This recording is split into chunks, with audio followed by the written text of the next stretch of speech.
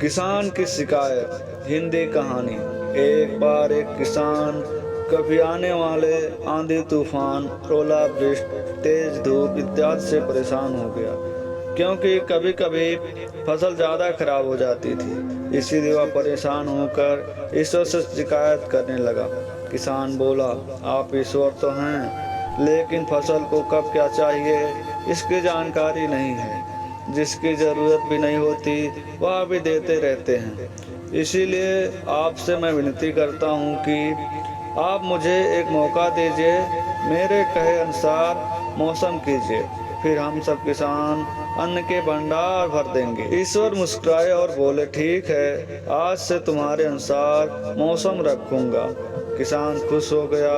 किसान ने अगली फसल गेहूं की बुआई की। उसने जब चाहा धूप मिली, उसने जब चाहा पानी मिला। पानी की तो उसने बिल्कुल कमी नहीं आने दी। आंधी, बाढ़ और तेज धूप तो उसने आने ही नहीं दी। समय बीतने पर फसल बड़ी हुई। किसान भी बहुत खुश हुआ कि इस बार शानदार फसल दिख रही है। किसान ने मन ही मन सोचा कि ईश्वर को अब पता चलेगा कि अच्छी फसल के लिए क्या क्या जरूरी है। फालतू में ही किसान को परेशान करते रहते हैं। किसान फसल काटने के लिए खेत पहुंचा।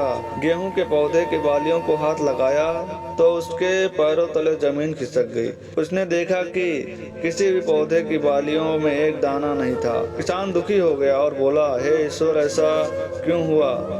क्योंकि मैंने तो सब कुछ सही किया और सही समय पर किया। इस पर ईश्वर बोले, हे प्रिय किसान, ऐसा तो होना ही था, क्योंकि तुमने इन पौधों को बिल्कुल भी संघर्ष नहीं करने दिया।